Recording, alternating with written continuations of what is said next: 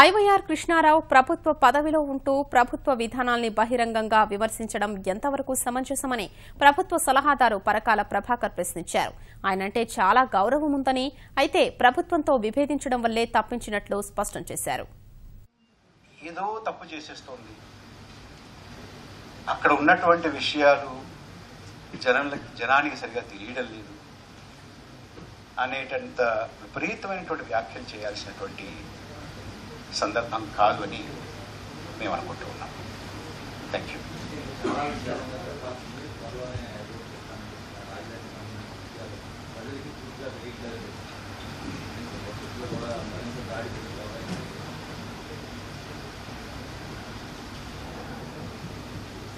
వారి అభిప్రాయాలు వారు వెల్లడించడానికి వారికి పూర్తిగా స్వేచ్ఛ ఉందండి. దాని గురించి ఎవరు ఏం కాదంటలేదు. కానీ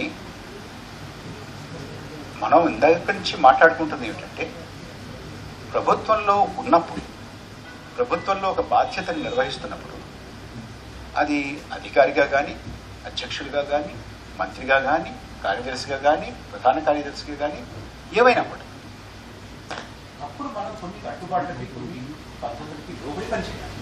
వారికి తెలుసు వారు స్వతంత్రం కలిగినటువంటి స్వేచ్ఛ కలిగినటువంటి పౌరులుగా అది ప్రజల్లోకి వచ్చిన తర్వాత అందులో నిజాలు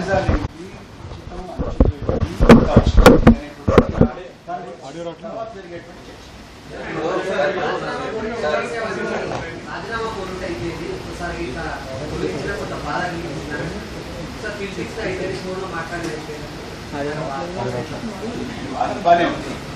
బట్ ఇదంతా ఆయన వాదన ఎప్పుడు వచ్చిందంటే, జరిగినటువంటి పరిణామం జరిగిన తర్వాత వచ్చినటువంటి వాదన.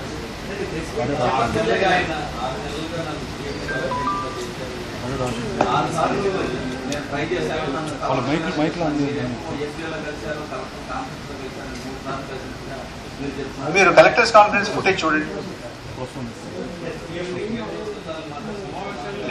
అది మరి పూర్తి స్వేచ్ఛ ఉందండి.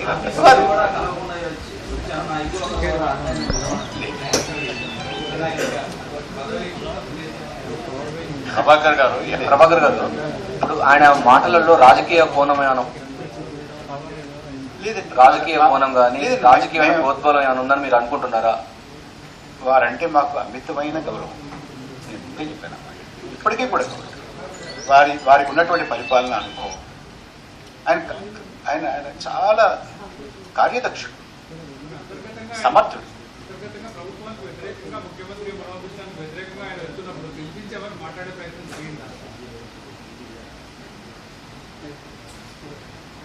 అంటే వారు చేసినటువంటి వ్యాఖ్యల తర్వాత అంత అవసరమైతే మాకు కనపడింది. ఏమండి, ప్రభుత్వము అంత ప్రాధాన్యం ఇచ్చిన నేపథ్యం ఆయన వెనక ఎవరైనా ఉన్నారని భావిస్తున్న ప్రభుత్వం లేదు, మేమే అనుకోవట్లేదు. ఎందుకు పడేది నాకు తెలియలేదు. ఎందుకంటే ఎవరు అడగలేదు. ఎవరు అడుగుతారండి? ఎవరిని పని చేయమంటారు? మిమ్మల్ని చేయమంటారా, మమ్మల్ని చేయమంటారా, ఎవరు చేయమంటారా తెలియదు. వారే చెప్పాలి. ప్రభాకర్ గారు చెప్పలేదు.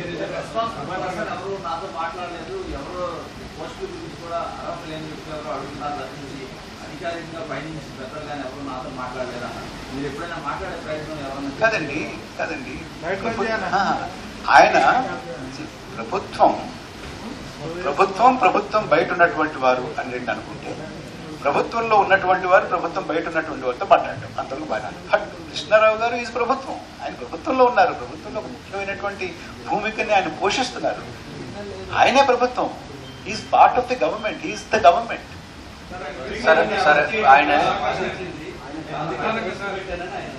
బ్రాహ్మణ కార్పొరేషన్ లో తెలుగుదేశం పార్టీ బ్రాహ్మణులు, వైఎస్ఆర్ కాంగ్రెస్ పార్టీ బ్రాహ్మణులు అనేది ఉంటుందా? అట్లా చేస్తే అది ఏమన్నా పద్ధతిగా? నాకు బ్రాహ్మణులందరూ సమానమే, ఎవరికైతే లబ్ధి చేకూరలో వాళ్ళకి చేశాను, టీడీపీ వాళ్ళకే అనే అట్లా ఏం లేదని చెప్పేసి మేము ఎప్పుడు అలా అనుకోలేదండి. ఈ కార్పొరేషనే కాదు, అనేక కార్పొరేషన్లు ఉన్నాయి. ఎస్సీ కార్పొరేషన్ ఉంది, ఎస్టీ కార్పొరేషన్ ఉంది, మైనారిటీస్ కార్పొరేషన్ ఉంది, బ్రాహ్మణ్ కార్పొరేషన్ ఉంది, కాపు కార్పొరేషన్ ఉంది.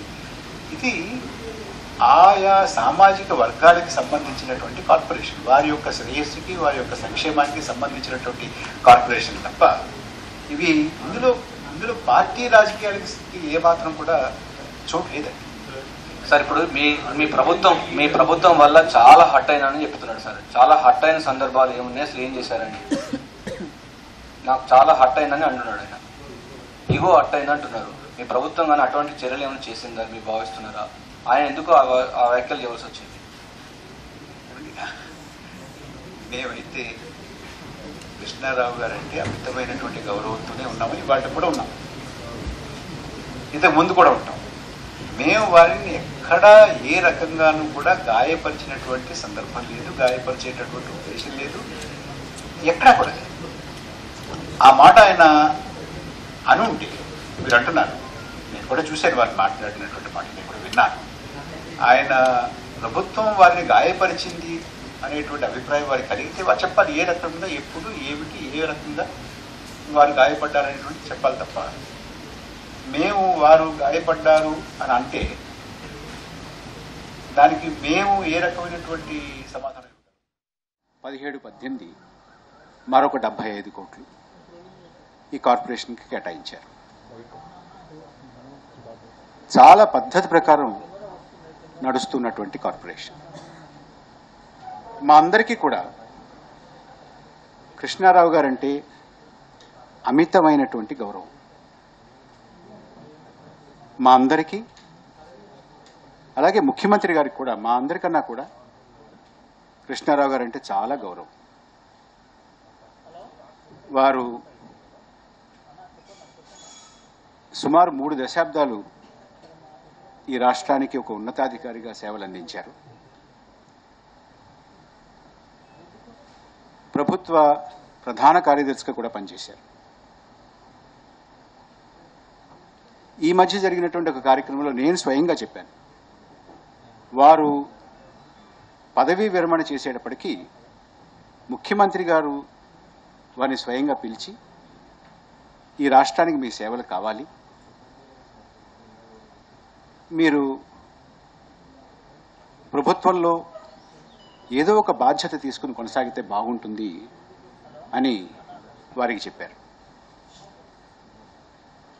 కృష్ణారావు గారు బ్రాహ్మణ కార్పొరేషన్ని నేను ఆ బాధ్యతలు తీసుకుంటానని వారు కోరారు. మామూలుగా ఏ కార్పొరేషన్ కానీ, ఏ రకమైనటువంటి నామినేటెడ్ పదవులకు కానీ సర్వసాధారణంగా మన ప్రభుత్వంలో 2 సంవత్సరాల పదవీ కాలాన్ని ఇవ్వడం ఆనవాయితీగా వస్తుంది. కానీ కృష్ణారావు గారి విషయంలో ముఖ్యమంత్రి గారు ఒకేసారి 3 సంవత్సరాలు ఇచ్చారు. అంటే ఈ మాట ఎందుకు చెప్తున్నానంటే, కృష్ణారావు గారు అంటే ముఖ్యమంత్రి గారికి, మా అందరికీ ప్రభుత్వంలో చాలా గౌరవం అనేటువంటి విషయాన్ని మీకు తెలియజేయడానికి నేను చెప్తున్నాను.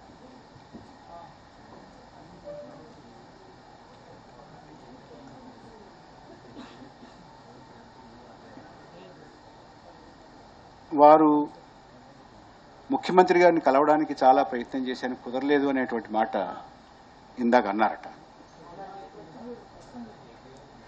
ముఖ్యమంత్రి గారిని కృష్ణారావు గారు కలవడానికి ఇప్పుడు స్వేచ్ఛ ఉంది ఆయనకి. ఆయన రావడం, మేము ఎవరు ఉన్నా కూడా ఆయన గదిలోకి వస్తే మేమందరం లేచి వెళ్ళిపోతాం, ఆయన ముఖ్యమంత్రి గారు మాట్లాడుకునేటువంటి స్వాతంత్రం ఉంది, స్వేచ్ఛ ఉంది. వారిద్దరికీ ఆ రకమైనటువంటి చనువు కూడా ఉంది. ఇందులో పెద్దగా ఏదో ఒక ఫార్మల్గా ఉండాల్సినటువంటి అవసరం లేదు. అయినా కూడా మొన్న కలెక్టర్స్ కాన్ఫరెన్స్లో మే చివరి వారంలో కృష్ణారావు గారు ముఖ్యమంత్రి గారిని కలిశారు, ఏప్రిల్లో కలిశారు, మార్చిలో కలిశారు. మరి ఎప్పుడు కావాలంటే అప్పుడు కలుస్తున్నారు. అందులో పెద్దగా మాట్లాడుకోవాల్సినటువంటి, వివాదం చేయాల్సినటువంటిది ఏమీ లేదు. అయితే ప్రభుత్వంలో ఉన్నటువంటి అందరికీ కొన్ని పద్ధతులు ఉంటాయి, కొన్ని కట్టుబాట్లు ఉంటాయి. ఆ కట్టుబాట్లకి లోబడి ఆ పద్ధతులను అనుసరించి మనం మాట్లాడాలి, మనం ప్రవర్తించాలి. ఈ విషయాన్ని సుమారు 3 దశాబ్దాల పాటు ఆల్ ఇండియా సర్వీస్లో పనిచేసినటువంటి వారు, పెద్దవారు రాష్ట్రానికి చీఫ్ సెక్రటరీగా చేసినటువంటి వారికి మనం ఎవ్వరం కూడా చెప్పడానికి సరిపోం. వారికే తెలుసు పద్ధతులన్నీ. ప్రభుత్వం తీసుకున్నటువంటి నిర్ణయాలు వాటి పట్ల ఒక్కొక్కరికి ఒక్కొక్క రకమైనటువంటి అభిప్రాయం ఉండొచ్చు. అయితే మనందరం ఎలా ప్రవర్తిస్తామనంటే, అంతర్గతంగా ఒక నిర్ణయం గురించి చర్చ జరిగేటప్పుడు ముఖ్యమంత్రి గారి సమక్షంలో కానీ, లేకపోతే ఆ శాఖ నడుపుతున్నటువంటి మంత్రి గారి సమక్షంలో కానీ, లేకపోతే ప్రధాన కార్యదర్శి సమక్షంలో కానీ, మరొక కార్యదర్శి సమక్షంలో కానీ, లేదా మేమందరం కూర్చున్నప్పుడు కానీ, ఒక కమిటీ కానీ, మరొకటి కానీ, అనేక రకాలైనటువంటి అభిప్రాయాలను వ్యక్తం చేస్తారు అంతర్గతంగా. కానీ ప్రభుత్వం ఒక నిర్ణయం తీసుకున్న తర్వాత మనందరం కూడా ఆ ప్రభుత్వ నిర్ణయానికి కట్టుబడి ఉంటాం, కేబినెట్ నిర్ణయానికి కట్టుబడి ఉంటాం. చర్చలో ఏదైనా మాట్లాడతాం, రకరకాల కోణాల నుంచి ఒక్కొక్క దాన్ని మనం విశ్లేషిస్తాం, పరీక్షిస్తాం. ఇలా చేస్తే ఇలా బాగుంటుంది, ఇలా చేస్తే ఇలా బాగుంటుంది, ఇది నాకు నచ్చలేదు, ఇది నాకు నచ్చదు అనేటువంటి మాటలు చెప్పచ్చు, ఇది వేరే విషయం. కానీ ప్రభుత్వ నిర్ణయాలని, ప్రభుత్వ విధానాలని బహిరంగంగా విమర్శించడం అనేటటువంటిది ఎంతవరకు సమంజసము అనేది మనందరం కూడా ఆలోచించాలి. అది ఏ రకంగా సమర్థనీయము అనేది కూడా మనం ఆలోచించాలి. వారి కార్పొరేషన్లోనే వారితో పనిచేస్తున్నటువంటి వారు ఎవరైనా కార్పొరేషన్లో ఇలా ఉంది, అలా ఉంది అనేటువంటిది సాంఘిక మాధ్యమాల ద్వారా బయట ప్రపంచానికి చెప్తే వారికి కూడా రుచించదని అనుకుంటున్నాను నేను. అంచేత ఆ రకమైనటువంటి ధోరణి కొంత విపరీతంగా కనపడుతుంది. ఇది ప్రభుత్వం దృష్టిలో అత్యంత అభ్యంతరకరం. ఇటువంటివి జరగాల్సినటువంటి పని కాదు. ముఖ్యంగా అంత అనుభవజ్ఞులైనటువంటి కృష్ణారావు గారి ద్వారా ఇది మేము ఊహించినటువంటిది కాదు, అనుకోలేదు కూడా, అనుకోం కూడా. ఇది మంచిది కాదు. చాలా ఉన్నతమైనటువంటి బాధ్యతలు,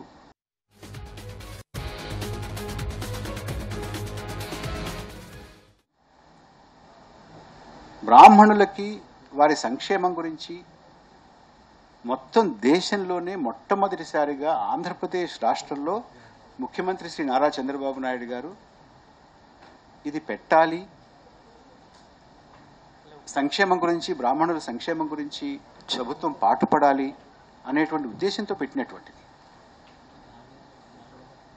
భజన చేయాలా అని అన్నారు. భజన చేయమని ఎవరు అడగలేదు, అడగం కూడా. ప్రభుత్వానికి ఒక కమిట్మెంట్ ఉంది, ముఖ్యమంత్రి గారికి ఒక కమిట్మెంట్ ఉంది. ఆ కమిట్మెంట్కి అనుగుణంగా ఒక కార్పొరేషన్ ఏర్పాటు చేసి ఉన్నంతలోనే కడుపులోంచి తీసి పెట్టడమే. ఇవాళ రాష్ట్రానికి పెద్దగా నిధులున్నటువంటి పరిస్థితి కాదు. అయినా కూడా నిధులిచ్చి పెద్దవారైనటువంటి కృష్ణారావు గారు లాంటి వారికి బాధ్యతలు ఇచ్చి సమాజాన్ని చేదోడు వాదోడుగా ఉండాలి, సహాయకంగా ఉండాలి అనేటువంటి ఉద్దేశంతో పెట్టినటువంటిది. మంచి పథకాలని ఈ కార్పొరేషన్ ద్వారా అమలు చేస్తున్నారు. దాదాపుగా 12 పథకాలు ఉన్నాయి, 12-13 పథకాలు ఉన్నాయి, మంచి పథకాలు ఉన్నాయి. సంక్షేమం గురించి పథకాలు ఉన్నాయి. బ్రాహ్మణుల్లో ఉత్సాహంగా ఉన్నటువంటి వారిని పారిశ్రామికవేత్తలుగా, వాణిజ్యవేత్తలుగా, వ్యాపారవేత్తలుగా తీర్చిదిద్దడానికి కావలసినటువంటి పథకాలు ఉన్నాయి. చదువు కోసం పథకాలు ఉన్నాయి. వీటన్నిటి గురించి కూడా పథకాలు చాలా చక్కగా అమలు చేస్తున్నట్లు.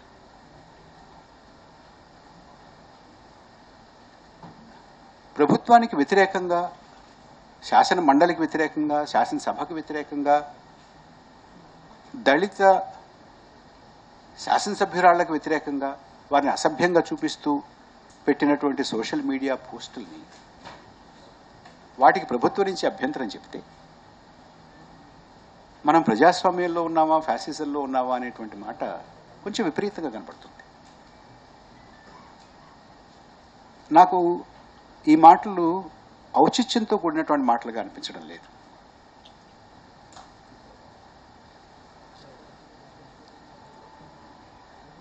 వ్యక్తిగతంగా కార్పొరేషన్ యొక్క కార్యకలాపాలని ముందుకు తీసుకెళ్ళడానికి కృష్ణారావు గారిని ఎవరినైనా కలవచ్చు,